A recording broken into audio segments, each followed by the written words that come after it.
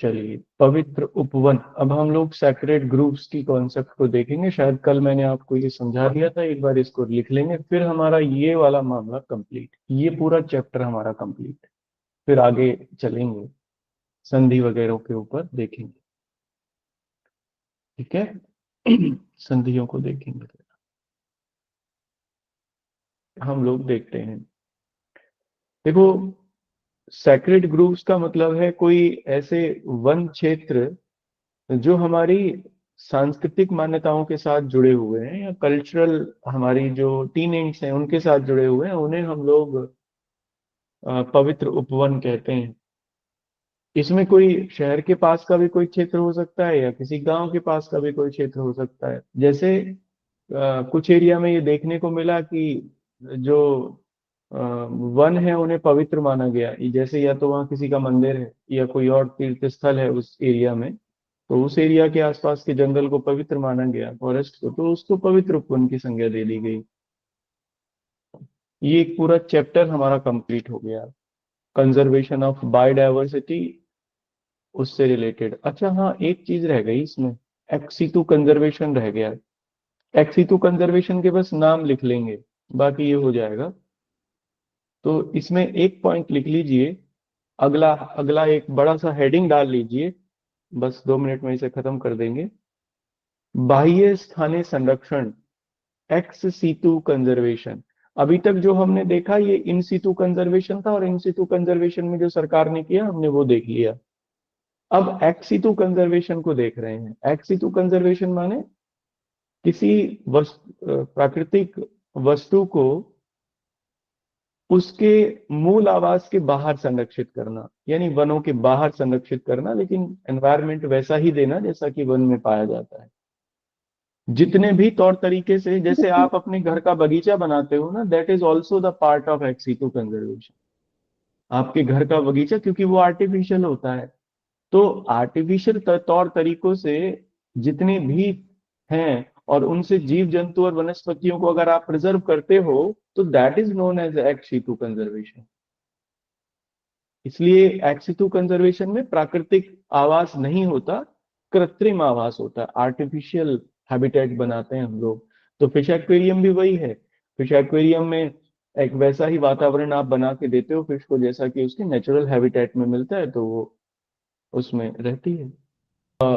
अब नेक्स्ट इसमें हेडिंग लिखना आप, जैव विविधता संधि। ये इससे रिलेटेड संधि है सबसे पहली, इसको आप लिख लीजिए, जैव विविधता संधि, बायोडायवर्सिटी ट्रीटी।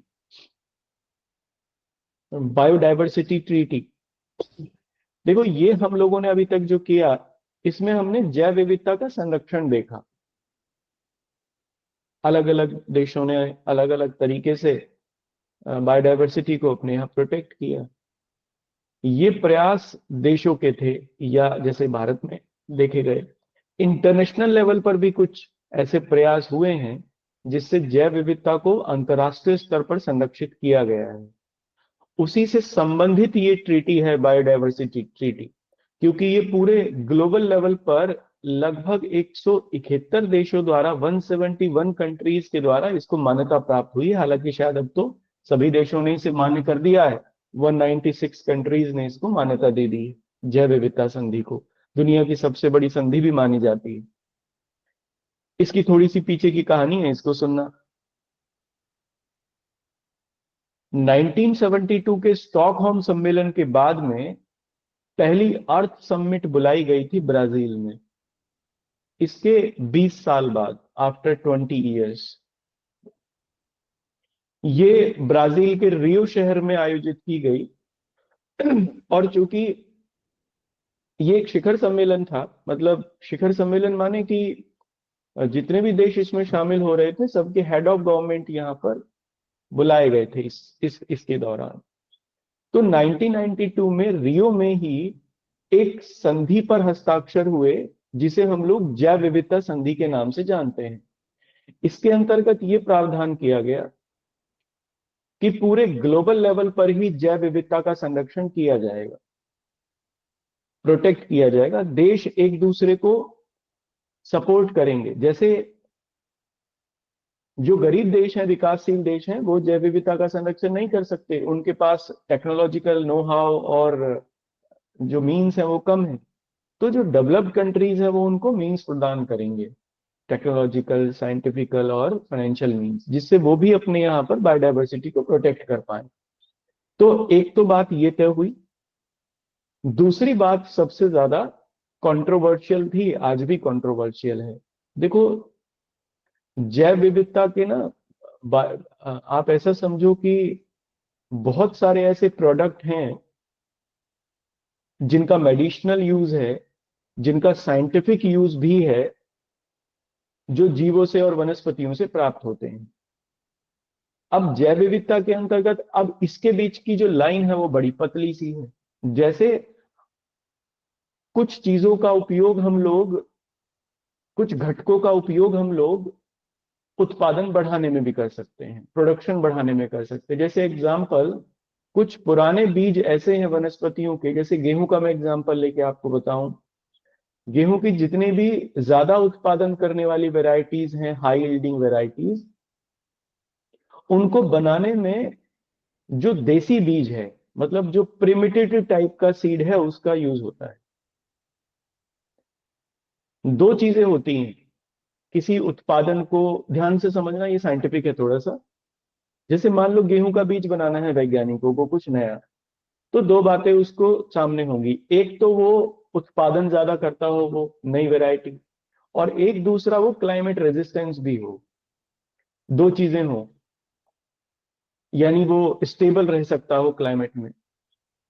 तो ज्यादा उत्पादन कर सकता हो, ये तो उसकी जेनेटिकल स्ट्रक्चर में चेंज करके बात आएगी। और वो क्लाइमेट रेजिस्टेंस हो, ये भी जेनेटिकल स्ट्रक्चर में आएगी, लेकिन ये उसका जो सबसे पुराना बीज है, इसका जीन वहां से लेना पड़ेगा। जैसे गेहूं की जो सबसे पुरानी या जंगली वैरायटी है, जो जंगल में नेचुरली मिलती है, वहां से सीड से उसका जीन लेना पड़ेगा। तब दोनों के मिलन से जो नया बीज बनेगा, वो क्लाइमेट रेजिस्टेंट भी होगा और ज्यादा उत्पादन करने वाला भी होगा। इसका मतलब ये हुआ कि ज्यादा उत्पादन करने वाले या हाई यील्डिंग वेराइटीज को अगर हम लोग बनाएं एग्रीकल्चर में, तो फिर उसके लिए हमें सबसे पुराने या जंगली बीज चाहिए होंगे, उनके जीन चाहिए होंगे। इसलिए इनको प्रोटेक्ट करना जरूरी है, लेकिन उनका यूज भी करना जरूरी है। तो पर ये जैव विविधता का उल्लंघन हो सकता है, क्योंकि ये लाइन बड़ी छोटी सी हो गई। जैसे बहुत सारी मेडिसिन बनाने के लिए, जैसे आप समझो कस्तूरी को ही, ये काफी, जो मस्क है वो काफी ज्यादा प्रीशियस होती है, मेडिसिनल यूज है उसका, बहुत सारी दवाइयों में उसका यूज होता है, लेकिन आती जीव से है। अब दो बातें हैं, एक तो हिरन नेचुरली मर गया, एक हिरन को मार दिया गया। नेचुरली जब वो मरा और उससे मस्क निकाल ली गई और उसका यूज किया गया, ये जैव विविधता संधि का उल्लंघन नहीं है। लेकिन अगर मार दिया गया और ले लिया गया, ये जैव विविधता संधि का उल्लंघन है। तो इस संधि में ये कहा गया कि जैव विविधता के जो घटक हैं, कंपोनेंट्स हैं, यानी आप प्लांट्स के जो प्रोड्यूस है और एनिमल्स की जो प्रोड्यूस है, उसको आप ऐसे यूज कर सकते हो, ऐसा यूज करने की अनुमति है जिससे वो कंटिन्यूटी में बनी रहे, प्रकृति को कोई हार्म ना हो रहा हो। लेकिन ये तय करना बड़ा मुश्किल है। तो दूसरा इसका कंपोनेंट यही था, और इसके ऊपर खूब झगड़े भी हुए डेवलप्ड और डेवलपिंग कंट्रीज में, क्योंकि डेवलप्ड कंट्रीज के पास ही नो हाउ है, वही ऐसे चीजें आगे बढ़ा सकते हैं, टेक्निकल अपग्रेडेशन कर सकते हैं। तो और वो जानबूझ के जो प्रोडक्ट्स हैं डेवलपिंग कंट्रीज के, उनके ऊपर प्रतिबंध भी लगा देते हैं। जैसे आपने कई बार सुना होगा, कई बार आपने अखबार में पढ़ा होगा, और नहीं तो आगे भी पढ़ लेंगे, कि अमेरिका ने भारत के आम के ऊपर प्रतिबंध लगा दिया क्योंकि इसमें किसी पेस्टिसाइड की मात्रा ज्यादा मिली। ये सब जो होता है, ये जैव विविधता संधि के अंतर्गत ही किया जा सकता है। बायोडायवर्सिटी के अंतर्गत ही वो अपने किसी देश के उत्पाद के ऊपर प्रतिबंध लगा सकते हैं। अगले पॉइंट से देखो, 22 मई 1992 को, 1922 को नैरोबी सम्मेलन में इस संधि को स्वीकार कर लिया गया था। कन्वेंशन ऑन बायोडायवर्सिटी जो निर्धारित हुई 1992 में, एक कन्वेंशन थी ये, इसे नैरोबी में एक सम्मेलन बुलाया गया, ये फॉलो ऑन समिट थी, 22 मई को हुई, और इसे स्वीकार कर लिया गया, सीबीडी को, कन्वेंशन ऑन बायोडायवर्सिटी को। इसलिए 22 मई को ही हम लोग विश्व जैव विविधता दिवस मनाते हैं, अंतर्राष्ट्रीय जैव विविधता दिवस, इंटरनेशनल बायोडायवर्सिटी डे के रूप में हम उसे सेलिब्रेट करते हैं। तो अपने अब अगले पॉइंट से लिखना। देखो, इस संधि को हस्ताक्षर करने के लिए रख दिया गया था, ठीक है, विश्व के सामने। 29 दिसंबर तक आधे से ज्यादा देशों ने इस पे साइन कर दिए थे, 29 दिसंबर 1993। तो ये लागू हुई 1993 में, साइन हुई 22 मई 1992 को, और लागू हुई 29 दिसंबर 1993 को। ठीक है, तो लिखना इस। देखो, हम लोग फाउंडिंग मेंबर रहे, भारत 1992 के पृथ्वी सम्मेलन के भी हम लोग फाउंडिंग मेंबर थे। फाउंडिंग मेंबर माने कि जिन्होंने इसमें बड़े लेवल पर शुरुआत से पार्टिसिपेट किया, इसलिए हम लोग इसके भी, अभी समय जो इसमें निर्धारित हुआ, इसके भी हम लोग फाउंडिंग मेंबर थे। 5 मई 1992 को भारत ने सीबीडी पर हस्ताक्षर कर दिए थे। 5 मई और 1992 में, जब ये लोगों के सामने रखी भी नहीं गई थी, क्योंकि हम लोग इसके फाउंडिंग मेंबर थे, इसको बनाने में भी हम लोग शामिल थे। और बाद में 19 मई 2004 को हमारी पार्लियामेंट ने इसे अनुमोदित कर दिया, सैंक्शन कर दिया। लेकिन जिस एक्ट के थ्रू सैंक्शन किया गया था, वो एक्ट बन गया था 2002 में। इंडियन पार्लियामेंट ने एक एक्ट बनाया जिसे हम लोग जैव विविधता अधिनियम कहते हैं, बायोडायवर्सिटी एक्ट कहते हैं, ये 2002 में बना, और ये फाइनली इसको पार्लियामेंट से सैंक्शन मिल गया 2004 में। तो 2004 से फिर हम लोगों ने इसे लागू कर दिया था अपने यहां भी। So biodiversity act executed in India, ठीक है ना। अच्छा, इसी के अंतर्गत राज्यों में जैव विविधता बोर्ड बनाए गए हैं, बायोडायवर्सिटी बोर्ड बनाए गए हैं, जो ये सब संरक्षित करने का काम करते हैं, देखते हैं हर राज्यों के ऊपर। ठीक है ना। आप अगला एक छोटा हेडिंग डालना, कार्टाजेना प्रोटोकॉल।